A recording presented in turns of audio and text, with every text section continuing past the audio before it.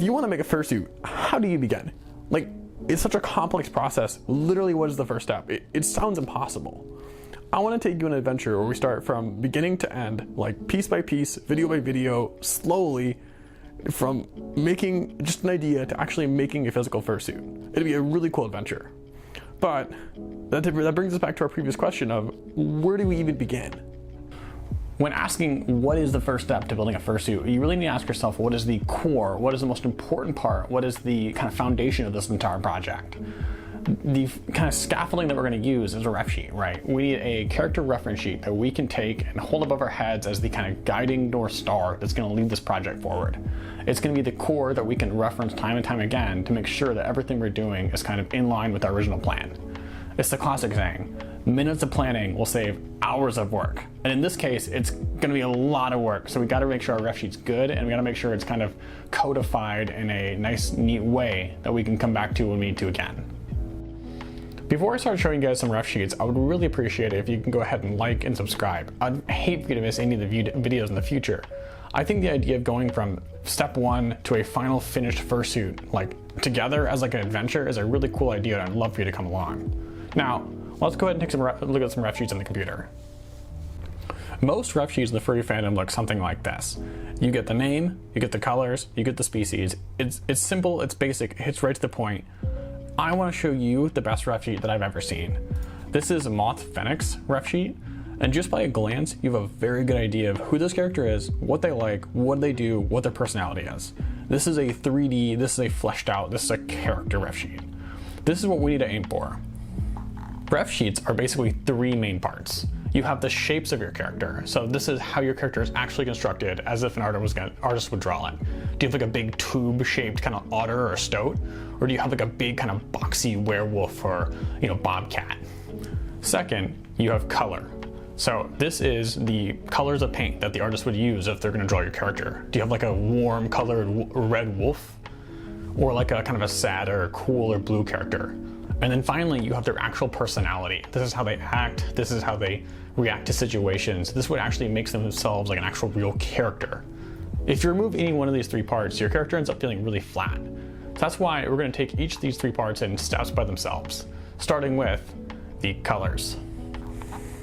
I know it sounds silly to go through all this work to figure out what color our fursuit should be, but if we're spending hundreds of hours on a project, especially if you're not a full-time maker, it's a lot of work, and doing all this groundwork will just do us so much favors in the future. It's the simple question of, if you don't know how to start building a fursuit, the very first question is, what color is the fursuit? If you can't answer what color it is, then you don't know what you're doing. And if we're gonna choose a color for a fursuit, I think it should be a good color. I'll do one of these with you really fast, just to kind of show you what I'm talking about. So I'm just gonna play with color and just have fun with it. So I really like this kind of purpley color, and well, what if we pair it with some other warms like this brown? Like that. And then let's go crazy and let's throw a blue-green into it. That's okay. Let's see what some other ones. We're gonna like some of these, we're gonna absolutely hate some of these other ones. The shapes really don't matter, it's really just playing with colors. If you're familiar with kind of the modern art movement, and the people like kind of Rothko and Jess and Pollock, those artists were able to do such cool things with abstract art by studying colors kind of individually and in contexts like this. So I think this is okay, maybe some brown in there.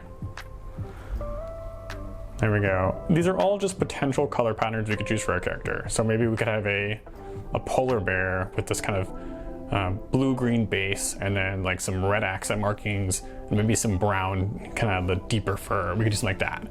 Or like maybe this could be a shark character with kind of a base green, some purple highlights, and like you put them in a blue background. I don't know. I'm gonna do a whole bunch of these, and then we're probably gonna choose one of these as color for our character's color combination.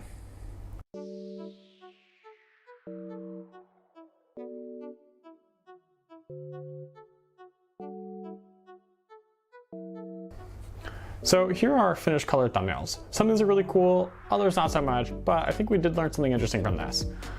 The way to get data out of this, I think, is that we're just gonna look at these and find the ones we do and don't like. So right off the bat, I don't like this guy, I don't like him.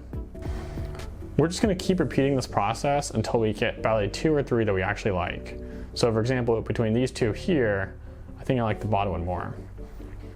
I've narrowed down the results to 5 colors, one from each row. Of the 6 we did, these I think are the best. All of them are pretty close to being very similar. We have blues mixed with kind of some really kind of light warms. I think I like this one here the most. I think this would make a really good fox, like a big kind of cartoony fox. This warm orange and this kind of accenty teal. I think it's a really good color combination. Let's go ahead and go with that. So now that we have our colors picked out, we can start thinking about what the character is going to look like. I think doing a fox is the right move. It's a classic character. Everyone loves it. They're gonna have really fun shapes. I think it's just gonna look really good as a fursuit. So off camera, I went ahead and sketched this guy here. It's pretty basic, but I think it works for us right now. We'll almost certainly change this in the future, but this serves as a good starting point. We're gonna cheat and we're gonna use a light board and we're gonna copy this fox on this sheet of paper here 5 or 6 times. And once we have that done, we can start actually playing around with character design. So just like before, I'll do one example with you guys just so you have a good idea of what my thought process is. I think a really good starting point is just to take our base species and then add some generic highlights to it and see how it looks. So what is a fox? A fox is like 90% kind of like a warm white, like a really soft kind of like marshmallowy color. So let's get a basic idea here, our basic idea that filled in. Now remember, these don't actually have to be that good. They have to be just useful for us to get a good idea of what this could look like.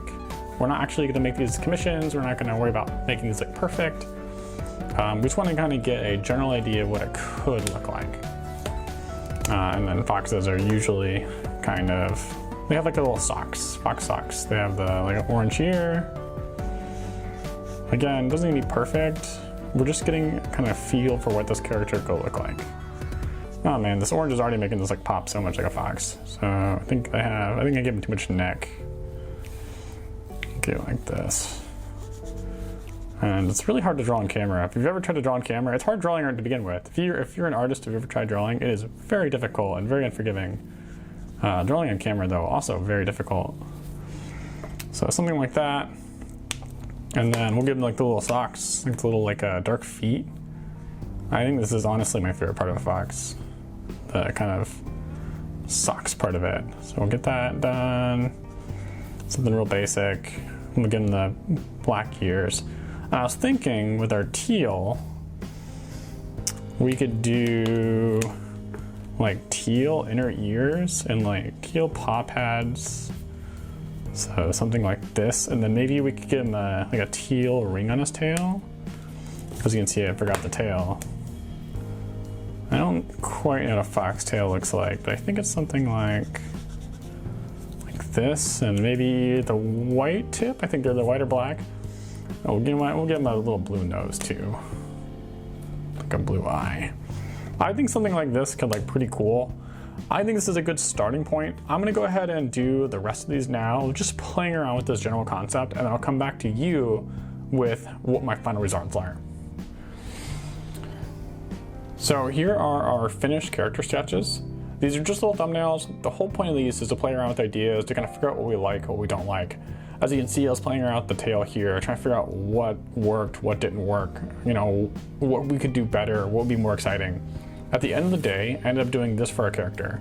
So I'm a huge fan of this kind of white X on the chest. This tail looks really good. Anytime we have this mint color and this dark brown together, it just pops so well. The first step to creating a fursuit is to get a character that you like and a character you're gonna be excited about, because you're gonna be sinking so much time into this project that you have to be excited about it. I'm excited about this character. I think it's gonna make a really fun fursuit. The next step is that we need to give them a personality so they're more three-dimensional. In the furry fandom, there are 2 major types of characters, and that's speaking in kind of broad generalities, but you get the idea. The first bucket are kind of self-ego characters, your personal avatar for the internet, like this character is you.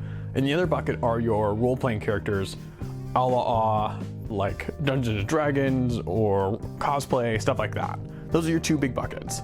For this fursuit, specifically, we're going to focus on the second one. I think it'd be interesting to go from the ground up to constructing a character that you can actually end up fully kind of realizing and role-playing as. I think it's a really fun idea. How do you actually create a character though? Like, actually create a character? We're gonna steal directly from Dungeons and Dragons and just use what they do. There's a really simple formula that you can use to create really dynamic characters in like 2 seconds. You give a character a flaw, you give your character a goal, and you give your character like a daily activity. So for example, Batman, his goal is to avenge his parents. His daily activity is fighting crime. And then his flaw is that he's like a narcissistic, kind of selfish person. With just that simple template, you can create super interesting characters. It's also why Superman is a really boring character, because his flaw, kryptonite, is really boring. Like, who cares? It's kryptonite, who cares? So, knowing all this, just like before, we're gonna make a whole bunch of different kind of thumbnails of what a character could be. I'm gonna do this all off camera because you guys get the idea. And I'm gonna come back to you with what I think would be a really fun character to actually fursuit as.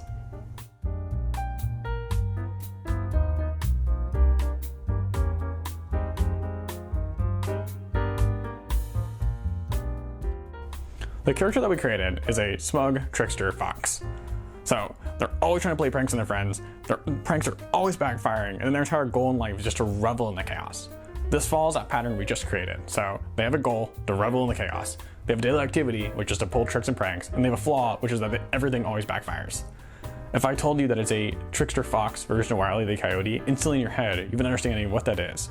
And this would be a blast of a character to play in a fursuit, right? Like, you have tons of opportunities in how you could act as this character. I know what you're thinking. It's 13 minutes in this video, and you haven't seen a sewing machine, you haven't seen a big thing of fur, you haven't seen a needle and thread. What are we doing here? At the very beginning of this video, I said that if you don't know how to make a fursuit, the very first thing you absolutely have to do is make a character. Without knowing what your character looks like, you don't really know, you're gonna lose yourself in the details so fast.